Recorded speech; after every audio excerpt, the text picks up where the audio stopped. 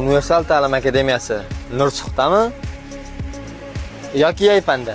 Universal ta'lim akademiyasi xususiy maktabi 2025-2026 o'quv yilida Nursultonda faoliyat boshlagan bo'lib, joriy o'quv yilining o'zida o'quvchilari milliy sertifikat olish bo'yicha 90% dan yuqori natija ko'rsatgan professional ustozlar jamoasiga ega yagona maktab. Maktabimizda tibbiyot, iqtisod, yurisprudensiya va IT yo'nalishlari bo'yicha mukammal tayyorlov darslari yo'lga qo'yilgan. Maktab o'quvchilar uchun barcha qulayliklarga ega bo'lib, 2 mahal issiq ovqat, uzoqdan keluvchilar uchun yotoqxona faoliyati va qulay transport xizmati. O'quv mashg'ulotlaridan tashqari, o'quvchilar sog'lom va baquvvat bo'lib rivojlanishlari uchun zamonaviy sport zal hamda barhavo katta yashil maydon mavjud. Ko'plab ota-onalar va keng jamoatchilik istak va xohishlarini inobatga olib, Universal ta'lim akademiyasi xususiy maktabi endilikda Yaypanda o'zining ikkinchi filialini ochmoqda.